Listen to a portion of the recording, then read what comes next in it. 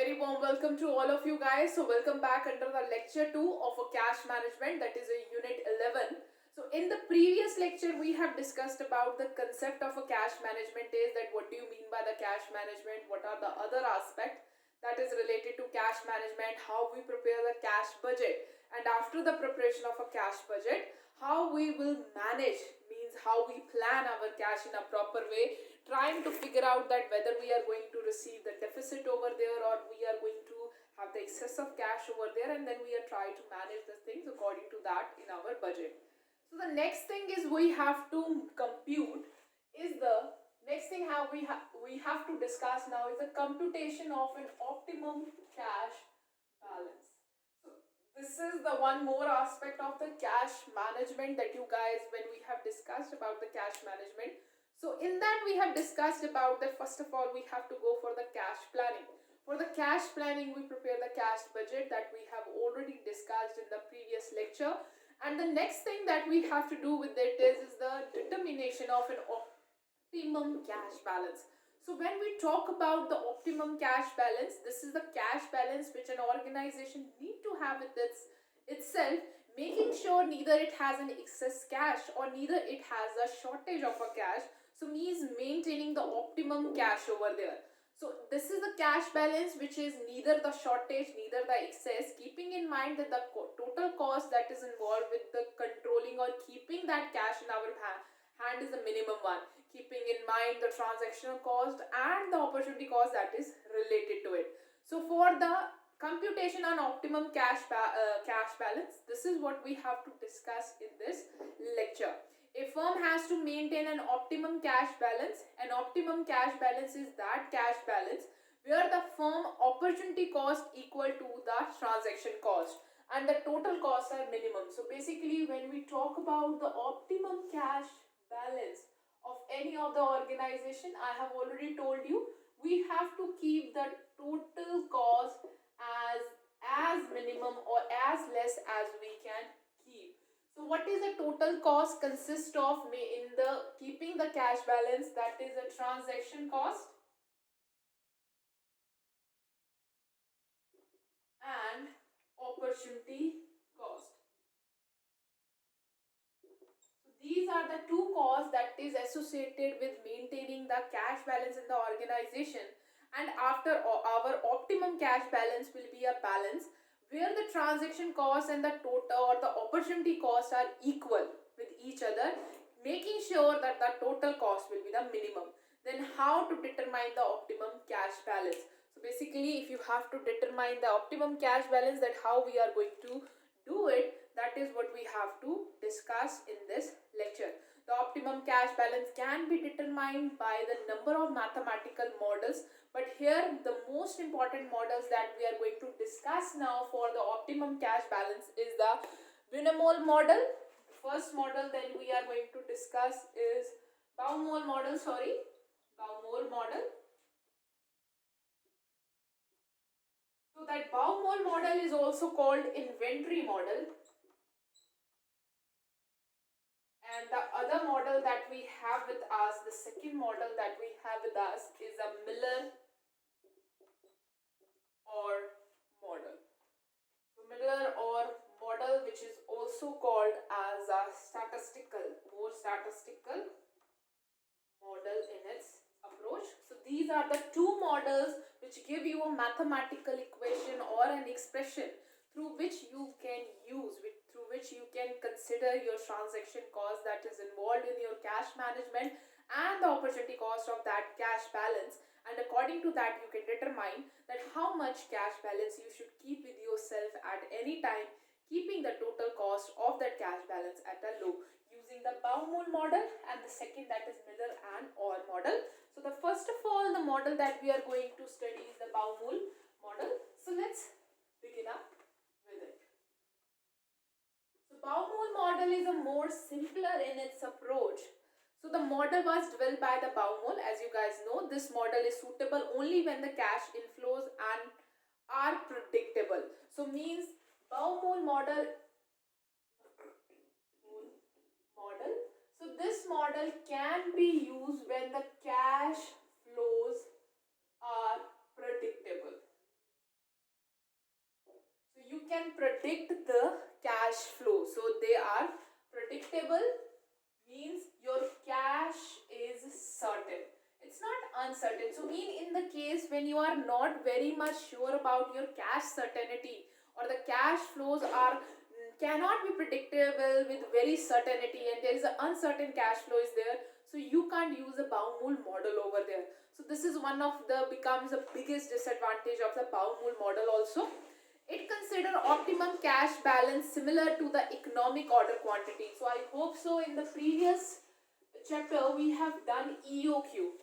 So similarly, it's also try to calculate, like in that we try to calculate the economic order quantity. So this is the quantity for which you have to make an order, so that the cost which is in the form of ordering cost or the carrying cost which is related to placing of the order is minimum. So what the Baumol did, they have also calculated the EOQ, that is an EOQ, that is an optimum level of a cash, and in spite and replacing the ordering cost or the carrying cost with the transaction cost, or you guys can say opportunity cost, and through this, using the same formula like that it has been calculated for the economic order quantity, they have calculated the optimum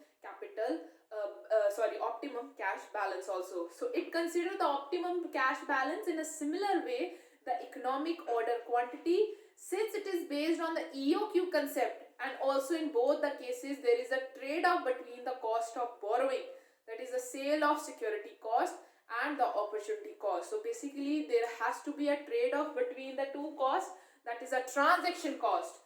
So the transaction cost that is related to the sale of securities, and the opportunity cost. So using just like the EOQ try to trade between the ordering cost and the carrying cost, similarly under this we try to trade off between the transaction cost, that is the cost of borrowing obviously, and opportunity cost. So this is what we have to do, the trade-off where both of these costs could be minimum.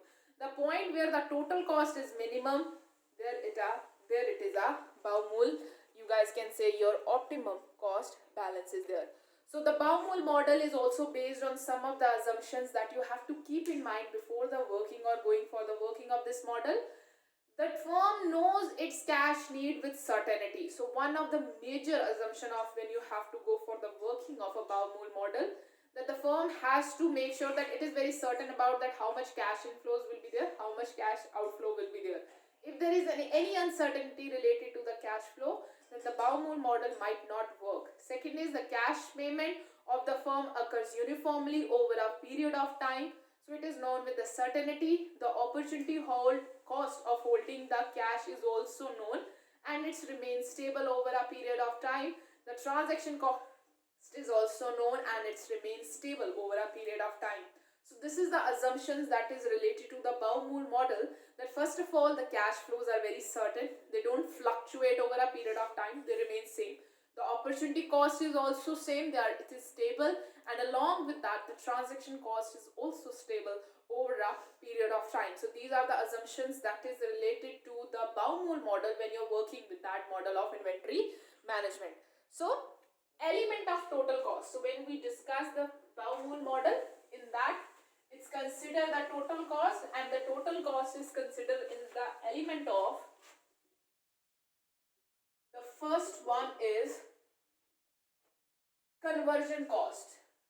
Conversion, or you guys can also say it as a transaction cost. So let's first of all discuss what our transaction cost is. What do you mean by the transaction cost or the conversion cost? The conversion costs are those costs which are associated with the sale of marketable securities and raised when the firm convert the marketable securities into a cash. So this is a transaction cost whenever there is a transaction is taking place or the conversion is taking place, that you have a marketable securities but you require an immediate of the cash. Now what you have to do, you have to convert that marketable securities, you have to sell it off, and you have to get a cash over there. So means you have to pay some kind of brokerage over there, some kind of another charges over there. So what is the cost that is associated with it? So our conversion cost is basically is equal to, so if you have to calculate your conversion cost, it will be equal to, which is depicted by C. So the conversion cost is equal to C F divided by M. So this is the formula that is given over there for the conversion cost, where the C is the cost per conversion, F is expected cash need for a future period. This is expected cash need for future period, and M is basically related to the amount of marketable securities sold at each time. So amount of securities, or you guys can say marketable securities sold. So this is what the conversion cost is, that what is expected need cash for future, amount of the things that we are selling over there, and C is the cost per conversion. So C is the cost per conversion. So this is what we are going to calculate using the conversion cost. So the conversion cost is the cost that a firm has to incur whenever they require cash, and then now they have to convert the securities, marketable securities that is in their hand, into the cash, then whatever the cost that they are going to pay for the same. So this is the first thing that they have to consider over here. So after the conversion cost, the next cost that we have with us is the opportunity cost. So this is the opportunity cost that we have to keep in our mind. The opportunities cost is of a cost benefit that we are letting go. Is a foregoing cost by holding the cash. So opportunity, we are just, it's not like this that first of all you are converting the things into a cash, so you are paying a brokerage for the period. So means for the period for which the marketable securities has been converted into cash, for that period I am letting go the interest that I can earn on that marketable securities. So this is what my opportunity cost is. In other words, the opportunity cost is the interest foregone on the average cash balance. So symbolically you have to calculate that. For example, in spite of keeping that 20,000 into the bank account, let's say into the bank account or in the marketable securities, which can earn a percentage of interest for me, I am keeping that cash in my wallet or in my drawer. So means that is not earning anything for me, but I also have a need to keep it in my drawer because I have to meet a cash payment or something like that. So means I am foregoing any kind of interest that I can earn on that balance that I am keeping myself over here. So that is an opportunity cost, and that cost I also have to calculate. So for the calculation of an opportunity cost, what I have to do is, our opportunity cost, that is an O, will be represented by O, will be equal to I M divided by 2. So this is how we are going to calculate the opportunity cost, where I represents, that is interest rate that you could earn, that is an interest rate that you could have earned if you have kept your money in the marketable securities. M divided by 2 means it is the average cash balance. So this is the average cash balance, means how you are going to calculate opening cash balance plus closing cash balance divided by 2. So this is the average cash balance, and if you have to calculate the total cost, so once you calculate the conversion cost plus opportunity cost, so you guys can calculate the total cost from over here, that what is related to the total cost according to the Baumol model, considering the transaction cost and the opportunity cost related to any of the optimum cash balance, and you have to keep the cash balance where there your total cost is the minimum one. So means if I draw a Baumol model for you guys, so how we are going to consider the cash balance, or the way the cash balance will be considered, is it will be like this.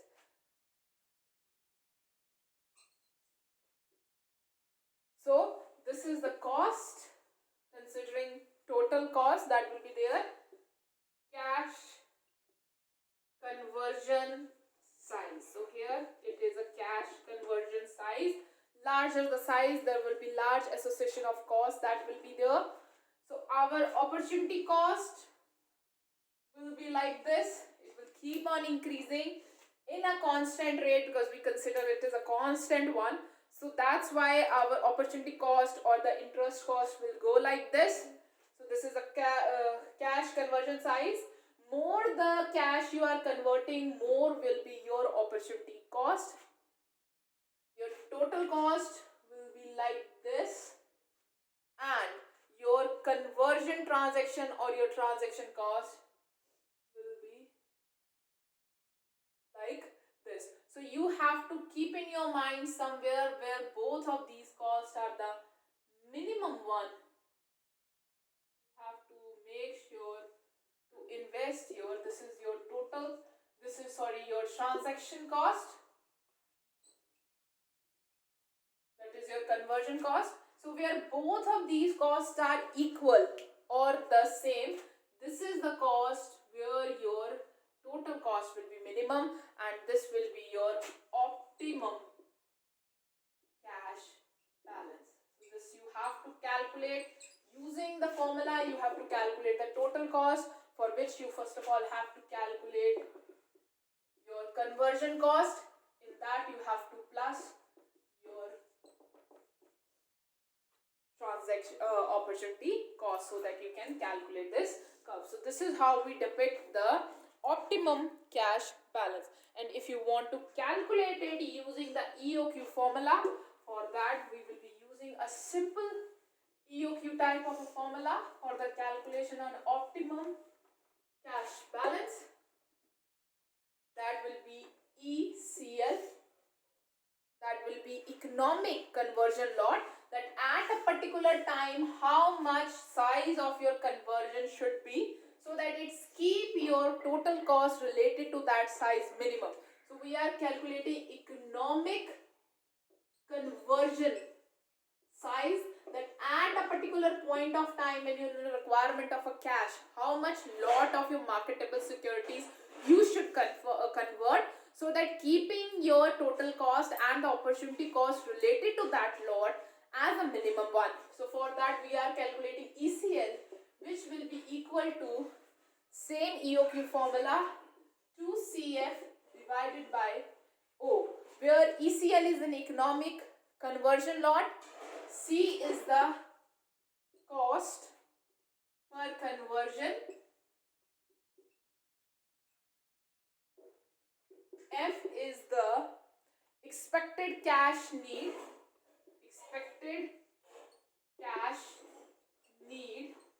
in future, and O is basically our opportunity cost. So you guys can also calculate the economic conversion lot, that every time whenever in your need of a cash, how much you should convert, how much amount of cash you should get from the marketable securities, and you can use it to calculate the things. So let's go with it. Let's do one question and we will be good with the Baumol model. So theoretically, illustration is given to us. US International Coil Limited established a need of cash of 20 lakh for a year. So how much they require is, they require 20 lakh rupees over a period of year. The cost of transaction for converting the marketable securities is 2000 per lot. So it is rupees 2000 per lot. That is our conversion cost, and this is our F, that how much future requirement of cash they have. The company has marketable security at a lot of 1 lakh, 2 lakh, 4 lakh, 5 lakh and 10 lakh. Determine the economic conversion lot size, 20% of the opportunity cost, and opportunity cost is 20%. So you can write it down as 0.20, and you guys can calculate ECL, that is 2 into 20 lakh into 2000, that is our conversion cost, and the opportunity cost 0.20. So our ECL will come as 2 lakh. So every month or every time whenever a company has to convert the marketable securities into cash, they should convert in the lot of 2 lakh marketable securities into cash. So this will be the point, or this is the conversion size of the lot, which will be more economical for for any of the organization for the conversion of the things. So I hope so that you guys are clear with the Baumol model. So Baumol model disadvantages are as per its assumption also, that the Baumol model consider the future cash inflow in a certainty, whereas the future cash inflows are never certain. They are always fluctuating. The transaction costs keep on changing. Even the opportunity cost changes over a period of time. It does not stay constant. So this is one of the disadvantage of a Baumol model. With this Baumol model, now we have come to the next model, which is called Miller and Orr model. So this is more statistical in nature. So let's begin with it. The Miller and Orr model is in fact an attempt to make Baumol model more realistic with regard to the pattern of periodic change in the cash balance. So why there has been a more addition, there has been just one more addition over the Baumol model. In the Miller and Orr model, we don't consider that the cash will be moving in a certain way. So we consider that the pattern of periodic change in the cash balance will be uncertain one. So Baumol model is based on the assumption that the uniform and the certainty level of the cash balance. So the Baumol model is basically based on the assumption that the cash flow or the cash balance will be uniform. But in practical, this is not implicable. The cash is always, it is not always uniform and it is always uncertain. So that's why the predictability of a cash inflow with a cash outflow is not that easy. So the Miller and Orr model overcome this limitation of a Baumol model. It argument on a Baumol models and come up with a more statistical approach in its nature. This is useful for the firm. The Miller and Orr model is more useful for the firm where the cash inflows are more uncertain.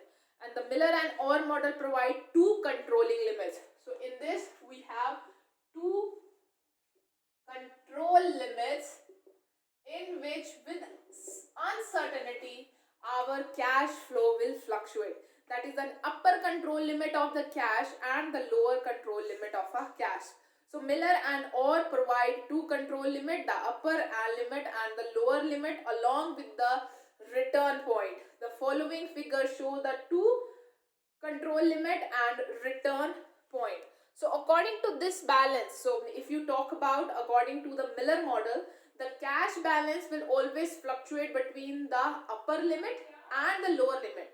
So whenever the cash balance touches the upper limit, there is the point when the firm has to purchase sufficient marketable securities to take back the cash to the return point. And whenever on the other hand firm touches the lower control limit, it has to sell the marketable securities to the extent to return to the return point so that the balance at the point can be maintained. So the cash balance at the lower control limit is set by the firm as per the requirement of the maintenance of the minimum cash balance, and the cash balance at the upper control limit at the record point will be determined on the basis of a transaction cost, interest rate and the standard deviation of a net cash flow. So let me draw a figure of Miller and Orr model according to which it fluctuates. Then it will be more easy to understand the Miller and the Orr model. So under the Miller and Orr model, we have a three limits basically. So this is the cash and this is the time which is related to. So this is our upper control limit beyond which we try that our cash balance does not go, and this is our lower control limit according to which we try that our cash balance should not go beyond it, and this is our return point.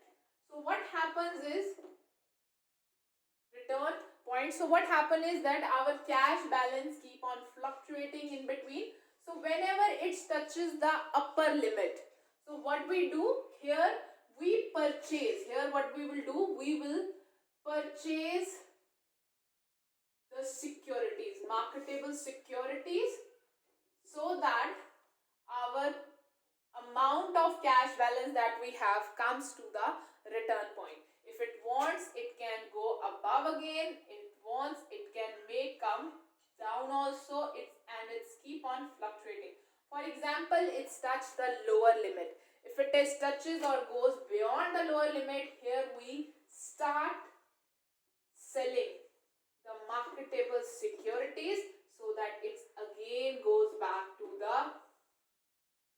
return point. This is our return point. So this is how we make sure or maintain our cash balance when we talk about the Miller and the Orr model. So now what we have to discuss that how we are going to set this upper control limit and a lower control limit. So the cash balance in the lower control limit is set as per the firm requirement. So this is as per firm requirement that how much minimum they want to maintain, like they want to maintain 25,000 as the balance always have in their hand, or 50,000 as per their previous requirement or the previous or the past data analysis, they can set it off. But when it comes to the upper control limit, it will be determined on the basis of transaction cost plus opportunity cost that is there, that is on the basis of interest rate that we consider, plus any kind of standard deviation. So because we are considering the things are uncertain, that the cash balances are uncertain and the cash flow is uncertain, so that's why we have to keep in mind the standard deviation over here, that from keeping what will be the upper limit with us, how much it could fluctuate over a period of time. So this is what this the Miller and Orr model is related to. So it also have a very particular formula, that is considering the standard deviation and the variation in your transaction cash flow. So any of the organization can maintain the cash flow, can set their upper limit and lower limit, and they can sell off the things and can purchase the thing keeping in mind their cash balance. So this wavy line represents the cash balance. So we have to make sure that this cash balance does not go beyond the upper control limit and does not come down the lower control limit. So I hope so that you guys are clear with it. So with this, we are already done with our Miller and Orr model, and along with that, we are already done with our Baumol model.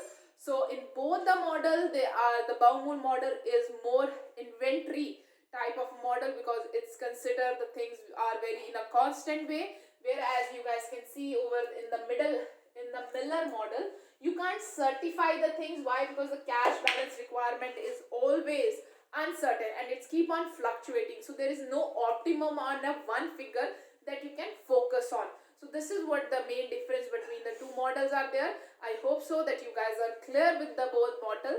Thank you so much guys for your time. Have a nice day ahead, and with this we are done with our unit 11.